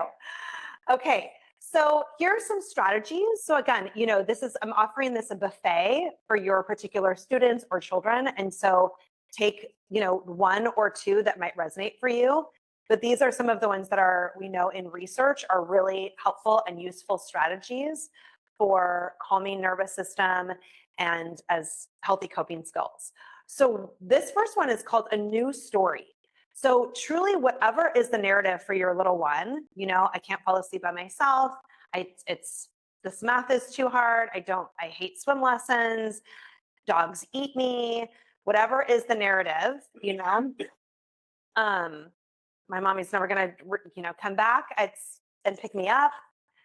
Whatever is the worry, what is going to be the new story? So this social story can be really powerful for kids, even drawing a really simple one or creating the narrative with that. Yes. Yeah, can you suggest some coping skills for kids who are monocycle? Mm-hmm. Yes, definitely. I've got a little piece right here for you. I'm glad they asked. So really talking out this new story, right? Again, drawing out what could happen. So this little girl named Julietta, she was so afraid of swim lessons. Then she told herself, actually protect her, like this is an important skill and I want to be a really strong swimmer. And so I'm going to take this first swim lesson. I'm just going to practice showing up. I'm just going to sit on the edge and get comfortable. Like you can just take whatever story and create this new narrative. 48 years old, I am doing this for this weekend, going to my mom's house, right? I'm like, what if actually there is a new story around this? This is my second time now dealing with this. I did this for the first time and it worked. I was like, what if actually I show up with my sisters and we work together and we laugh and cry together, and at the end we've accomplished X, Y, and Z. And I'm going to leave feeling this way, like just really changing the narrative of that. It worked. So kids need this too, right? They need us to play out what else it can look like. Okay. This aligns with that challenging the negative thoughts and that self-talk and story. Kids need to be given the script. I cannot even tell you my biggest, I don't know if I should say it. It's not my biggest, but it's one of them. One of my pet peeves is when we tell kids, use your words, okay? If they had them, they would use them, right? So they need to be given the script. Give them the script for what else the other mantra can be, what else they can do, right? So a big piece within this growth mindset language is yet, right? But I don't know how to swim yet. Or I don't know how to figure out, I'm not good at math yet, right? Or I don't like dogs. What if we say, I feel comfortable around dogs. I can be around dogs and feel safe, right? Changing this actual mantra and narrative for them, okay? So this is important. This requires, right, going back to the brain, I want you to keep thinking about Zach and Rebecca and Andrew. We have to create new neurological loops. So it's not enough for me just to talk at Zach, right? We have to get into the body of Andrew, okay? So our young children have to practice in their bodies. They have to role play, they have to pretend, they have to have that pretend piece of math homework and be like, oh my God, I'm so comfortable with math, look at me, it's like just amazing, and I'm totally done with my homework and now I'm going off to play. They have to actually role play and practice it, right? So that's part of that getting in the body. Okay, that's part of this somatization piece too, is like actively role playing it, practicing it, pretend like you're on the airplane, pretend like you're going to the restaurant, pretend like you're going to the birthday party and you don't know anybody. Really play that out. Kids need that. Okay. Rethink and shrink is a strategy for kids where we can really take this Rebecca or the piece that's coming up for them and we can say, what if we shrink it smaller and smaller and smaller? And so we really imagine for them and we draw it out and we look at what would it be like if it was that little bit smaller and that little bit smaller and that little bit smaller. So really thinking about how to rethink and shrink. Journaling is a profoundly researched practice that is very important for nervous systems. And so for our very young children, it is a really beautiful practice for them to start it in a very small way in this daily practice that I talk about, where having a little piece where they just draw a little picture or they draw a feeling. One of the things that Leona and I like to do, one of the things that we'll practice, so it's not every single night, but we'll practice, like if this is one of her, these are her little menus, her wheel of choice menus. And if she picks draw a feeling, then we'll either take a piece of paper or one of those boogie boards, like the stylus things, and we'll draw a character and a feeling, or maybe it's something that happened earlier, and we'll kind of guess the feelings too. But just getting into that practice of writing out and having some sort of a reflection. So very, very, very small dose of it at these young ages, and only drawing based, right? But thinking about for us, right? How is journaling? What is your practice around journaling? Do you have a practice? Anybody have a strong journal practice? Yeah, you're like, oh yeah, I got my journal practice. You got one too? Okay. I do these things called morning pages, which are just like 3 pages, stream of consciousness. And it's just part of my habit. It's about 9 minutes. And is that kind of what you do too? Or do you do more journal? Yeah. And so there's those different things to play with too. Yeah. Sometimes, like, especially when I was in a really hard postpartum time, so really struggling with anxiety, postpartum anxiety, not necessarily postpartum depression, but journaling was a really powerful strategy then too, because just like that name it to frame it, when you can just write out the different feelings that you're having, that can also calm that amygdala. So that is a direct strategy, this feeling. And I think even at that time, it was like in the middle of the night. And so I was just even on my phone writing it in the notes, but just naming out those different feelings was hugely helpful. Okay. Okay, exercise, of course, you talked about going for a walk. This is for kids too, right? So often when they're in the muck, we want to be talking about it or fixing it. It is okay to pause, right? To deal with that Andrew part of the brain and get them outside, move them outside. If it's, I mean, this is where things like having a little indoor swing even is really helpful. Having some of these sensory heavy components, like I think this is for your question too, Alfonso, your person's question, having some really heavy types of equipment that they can pull or lift. So again, it's not fancy things you can buy, but just thinking about that within the house, things they can, pack into a big box and push or lift around or climb up and down the stairs and back. Like really just thinking about what are some even obstacle courses within, ideally outside for fresh air too, just changing that part up first. And also having some practice around, it's even ideal, like I know it's the drop-offs and pickups are so hard with preschool, but when we can even park a little bit far away and they just walk those couple of blocks, like just that little bit of movement and fresh air in and out of transitions can be really helpful for kids. We've started, doing a little, and as one of our options she calls it her meditation, but one of our options is to go for a walk in the neighborhood. And I'll set the timer because we don't have a long time, but we'll just do a little lap around, and that can be really helpful. Helps me for sure. And then of course, screens. We've got to bring up screens. We can't be talking about nervous systems and anxiety and not be talking about screens. And so this is, at this age that we're talking about, I have a 16-year-old and a 13-year-old, there's a whole different, line and ball game with them. But when we're talking about these young children under 10, under 2, 0 screens, right? Under 10, limited, and it's got to be part of a routine. So it is not rewiring this dopamine hit. It is not part of an intermittent reinforcement. So really part of a routine. Just when I've finished our brain building, we call it Genius Hour. So they do some reading, a little bit of math, write a letter to grandma, a little postcard, do some reading, do some building and things, and then they have their show, right? Predictably. Yeah.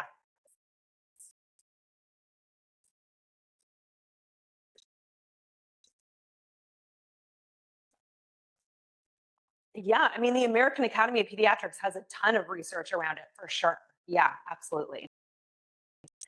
Yeah, and feel free to email me and I can send you some specific resources too. Yeah, for sure. Yeah, especially the randomness of just like, okay, you can have extra, or I'm really tired and so I need you to be on it for now. That part can really ramp up anxiety for kids when you never know when you're going to get it or what that reinforcement is going to look like. Okay. Okay, making mistakes, modeling mistakes, especially for our kids that have the perfectionism piece, recognizing our own part in that. We do a whole celebration of mistakes when Leona makes a mistake, then we're like, oh, made a mistake. All right, we do our little hand clap. Made a mistake, boom, right? We have a game that we play at dinner, and again, I started when they were babies doing this. We talked about role play and body, but this piece, rose, stem, thorn. So as part of our practice, we say something that was fun today, a thorn, something that was not so great today, and a stem was a mistake that I made that I learned from. We celebrate that. So I made that mistake, here's what I learned. Or it can just be as simple as like, here's what I learned today. So think about, what is this goal setting? Goal setting is part of executive functioning. Goal setting is part of the prefrontal cortex. So thinking about now, if there's this behavior that you're challenged with in your kiddo, what is it that we are building? What is the skill that we're building? And set some goals around that. Really intentionally. Be like, this week we're working on, being safe with our friends. This week we're working on, when we do our drop-offs, we are going to be high fives and no tears, And it's a goal. If it doesn't happen, right, then we're like, oh, today it didn't happen, but what are we going to do differently tomorrow? Let's role play, let's practice, right? But really being explicit. I think we think like, again, if we talk about it with our kids, it's going to make it worse. Okay. So really leaning in now with this exposure. So especially for the kids where it is this one defined thing, we've got to push the exposure therapy. So where it can become traumatic is if it is too much, too fast, too soon, okay? So you get to be the boss. You get to be the driver as the grown-up and trust that instinct for your kiddo of where you can lean in, right? What are those small steps? What can you slice thinner? How can you kind of trust your instinct? And then play, right? When we can remove the uncertainty variable from them, we can play, we know this practice, that is when you can lean in. So one way that we do this is and again, this is part of that growth mindset and flexibility. But one way you can do this is through family meetings. So we have regular family meetings in classrooms. You have classroom meetings of things that you're working towards. So this was a place that we really worked through Violet's dog stuff. We also worked through when Josephine was in first grade and she had her full fire episode because she had seen it in some movie. Then it was a place that we said, all right, we're afraid of fire. Let's talk about what is our fire drill? What happens if there is a fire in our house? Like, that's actually a legit concern for a 6-year-old, Also, at one point, Violet had a concern about fires, and then we realized that it was because Leona had just been born. And at first we thought she was worried about the baby. Like, who's got it? There's only 2 grown-ups. Like, what about baby Leona? How is she going to get in my house? Like, oh, that's so nice. She cares about her. And then what I realized was like, no, middle child. She was like, wait a minute. There's 2 grown-ups. Like, and there's 3 kids. I can do the math, what about me, right? So it's this place where we can regularly come together and talk about it. So when biasphobia got really extreme during COVID, because she suddenly didn't have to be around dogs at all. And then 6 months later, we went to my sister's for Christmas Eve, and she has had a huge Doberman pinscher. And we walk in like Christmas Eve, so happy to like all be finally together. And Violet literally had a complete panic attack.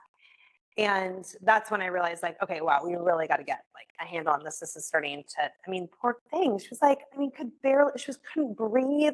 She was sobbing. It was like, our whole family is like, what do we do? And by this time the dog had even been put away. We had another incident where we were out on a hike and a dog came around the trail and Violet took off. And it was one of those places in Oregon where I had already kind of, there's like cliffs down to like, you walk down to the beach.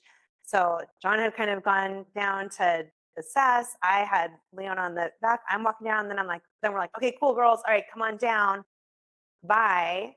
I'm like, I get emotional just remembering it. A dog comes around a corner. She flips her lid and starts running, right? Fight or flight. So starts running. And she was about to run off the cliff, right? So in that moment, we did the whole grounding piece where it was just like, I said, bye, look at me. You're so safe. Stay with me right here. Freeze where you're at. I've got you right here. Walk to me. Right? That real, just like confident, stay with me, grounding, move this way. then we're like, oh my God, everybody like kind of collapsed, right? And then there's that part too where you want to move it through your body after that, after an intensity of that situation, right? After the whole lid flipped, we've got to move that stuff through our body. Drink the water, go for the walk, have the dance party, get the wiggles out, acknowledge it with each other. Whoa, that was so intense what we all just went through, you know? So yes. Would you say that that ever shows up as humor, like that flight and humor at the same time? Like as the weird laughing, ha ha ha, Like totally. maniacal? Yes, yes, the ha ha, or the kid that's like, yes, the weird, it's so bizarre, but they're in that fight or flight response. And it can also look like fawning where they're like quickly put themselves together and try to do it all. But yes, all of that can present in a variety of ways for sure. And so when we can really separate that, not be like, what a weird person, but really, wow, that part of the brain is taking over, then it's so much easier for us to stay grounded, for us to use our own mirror neurons to regulate. So, but what I was going to say about the dog piece with the family meetings is like, then suddenly it was like, okay, we had the hike incident, we had the Christmas Eve incident. It's like, okay, we've got to practice this, right? So to come together as a family, we already had this practice of family meetings, might already have this practice of classroom meetings. So when these situations come up, you can be like, put it on the agenda. Hey, this is now becoming a really big deal, and not like you're really, causing us some like, or making our hikes not fun anymore, but really being like, how can we support you as a family, as a classroom? So name it. So that's when we said, okay, what are we going to do? We're going to start practicing.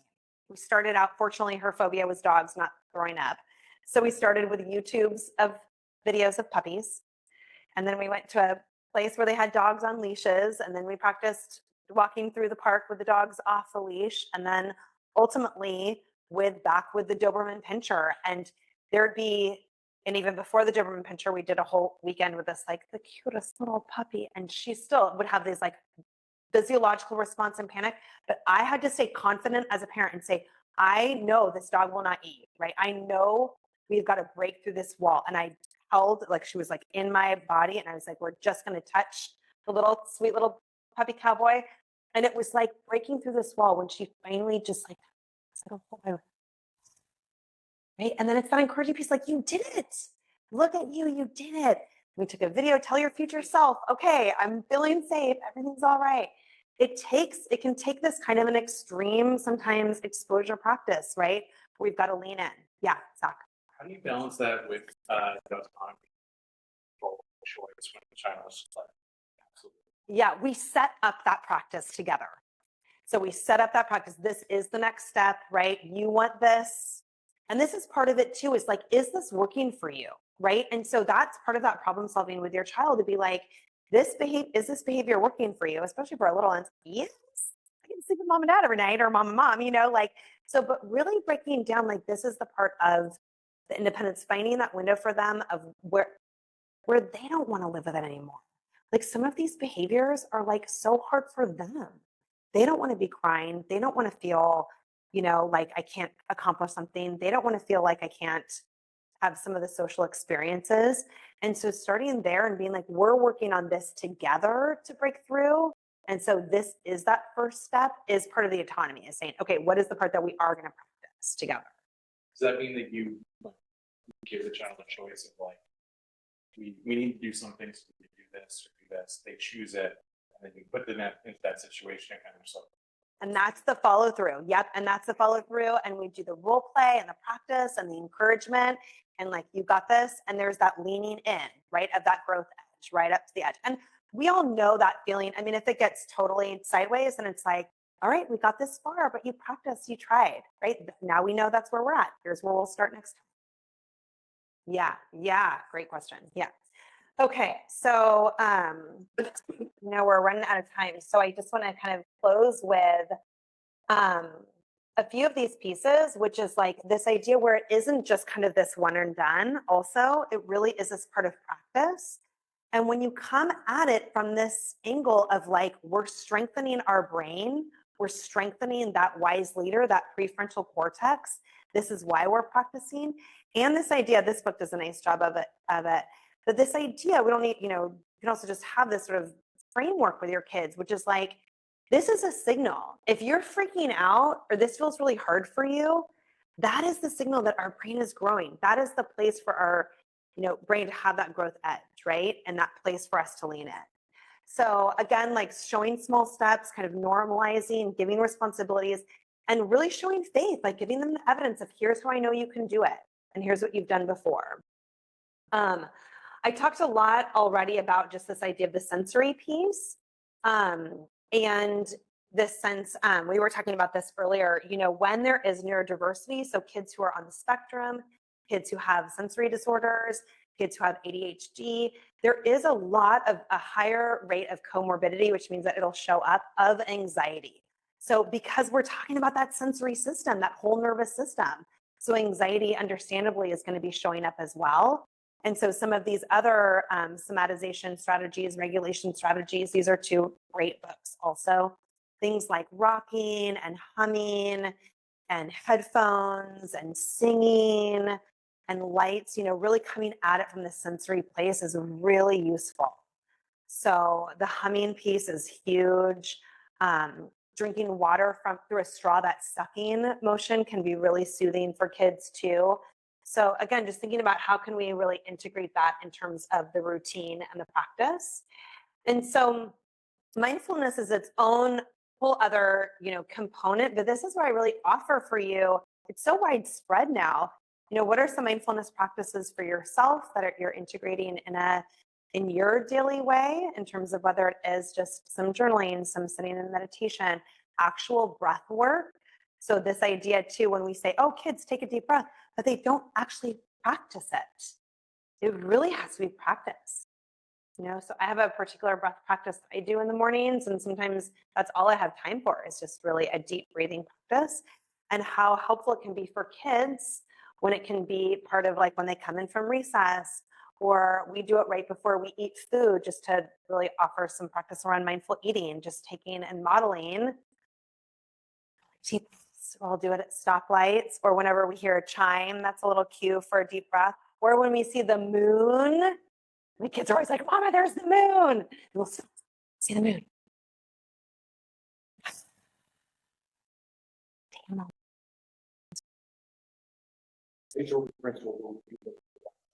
Yes, the Hoberman sphere.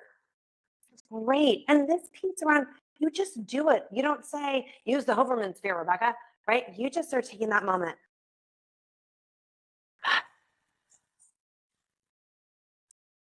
So we could go on. Now, there's so much around here around cultivating this, but I think part of what I hope to cultivate, not just for the children, but also to inspire you. You are a leader in this way, and the very first step that we can do is through modeling.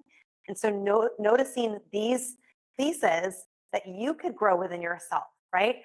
Finding the fun, cultivating optimism.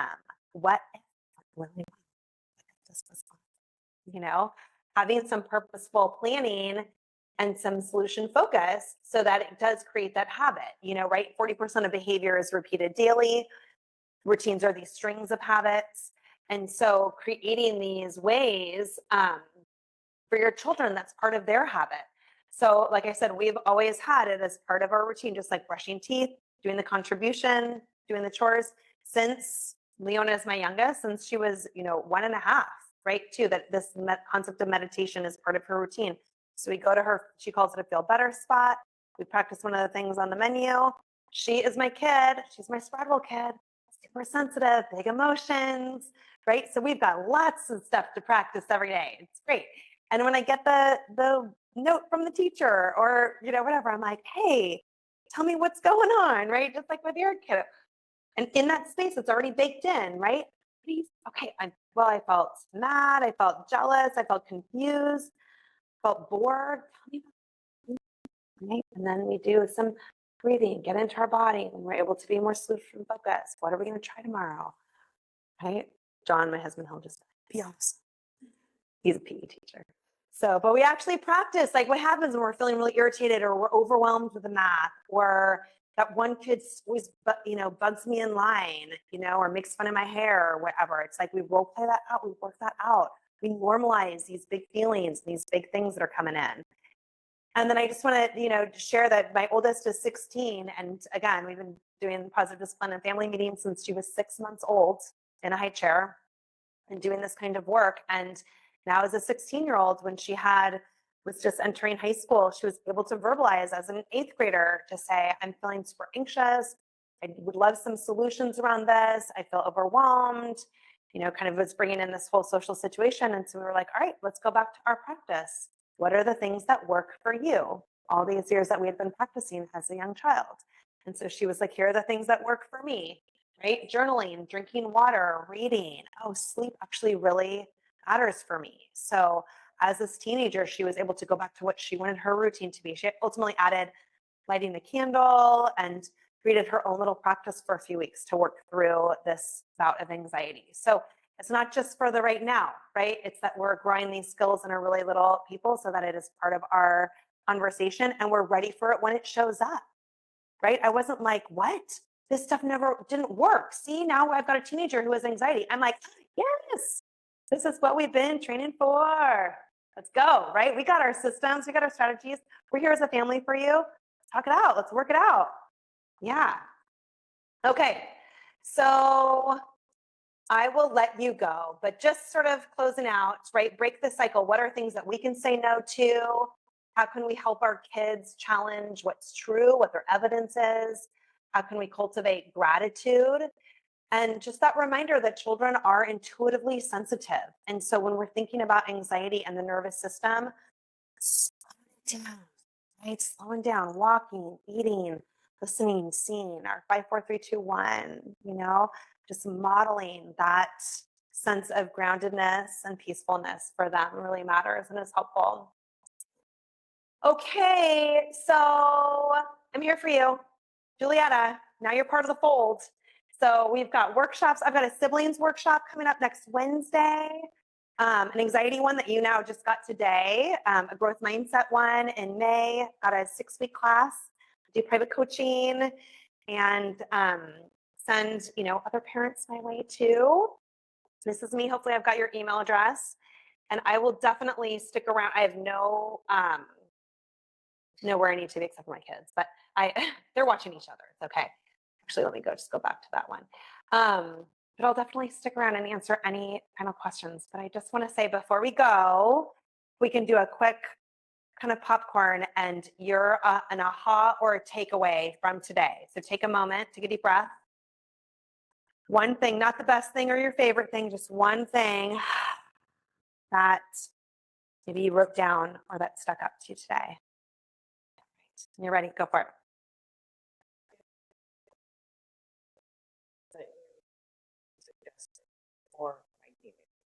You're welcome.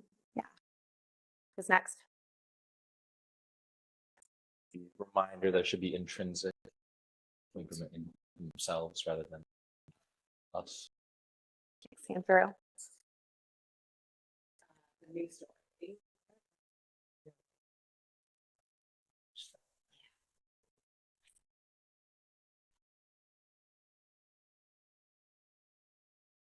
Just the practicing part and knowing this takes practice and different ways to practice things.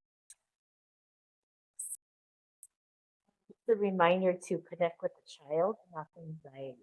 It's a good statement for my brain to remember.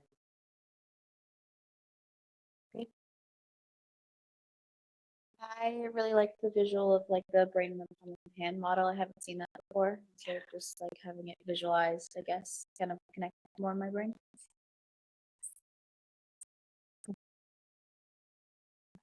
I appreciate the reminder to be the role model because we can't support their own regulation unless we support it.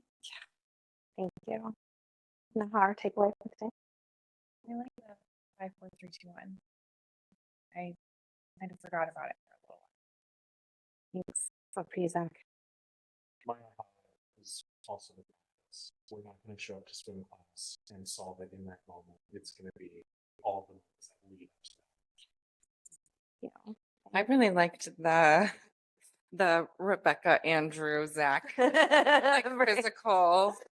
That whole scene was really, really helpful for me. Just thinking about how children are getting from one place to another. Thank you. Alfonso, any takeaways? The role playing, I think, would be something I think I've a little bit of. Thank you all so much. Thank you, thank you, thank you. Appreciate you all. Thank you. Thank you. Growth mindset. And we figured out the Zoom. Look at us. We did it. I don't know that the slides will be available. Nope, it's a content piece. That's what I think. So, but you can actually, will you put this website in the chat for them Yes, to go I to will. for the handout? Yep. Okay. Thank you. Thank you all for showing up. Yes, absolutely. Yep, totally. This is because now I have a 16-year-old who's picking up my other children from dance class and bringing them home. So I'm living the dream. I am. Oh, yes. Sorry. John, what is March Madness? Okay. Oh,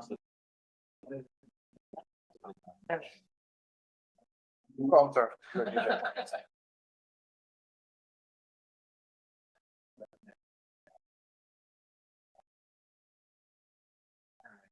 You're about, like,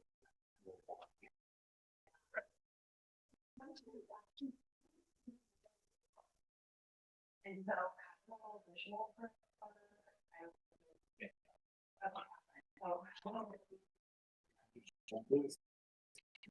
This needs me? Yes.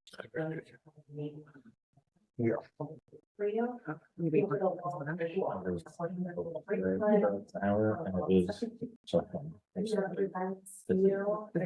is it? Yeah. We just have to be big behind that one. What's the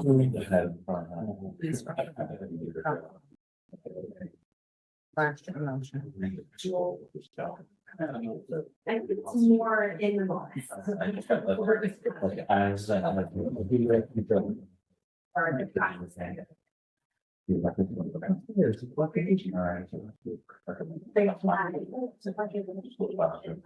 It's always on every floor. Like almost. So. I don't have the like years election. Into like one little spark of like, oh, this is gonna end well, and then they work it out. Now I do that. Yeah, like the whole thing was really, really. I don't like everyone. They just do that. Is that how? Yeah.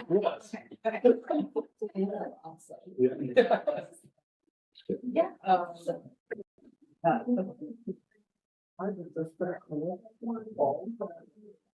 Yeah. You probably get one of your both. You want to have a bit, you want to hit one.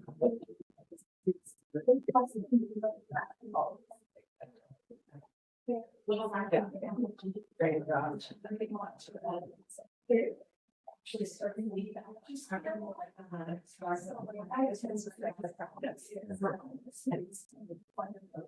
and you don't want more done. So they're still it's going like yeah, I mean it's like yeah, they're like they're just really good at that. There's that more emotion. I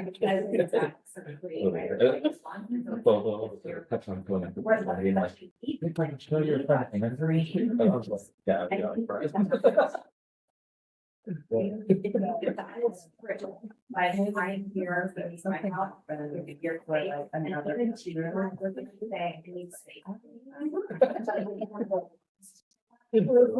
people have not been doing that. Yeah, you know, and like when here, Yeah.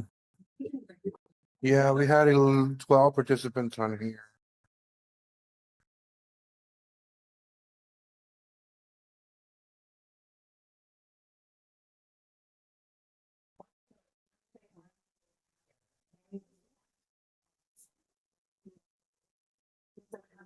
Kids are not surrounded there on track. Right. Thank you. Get into it with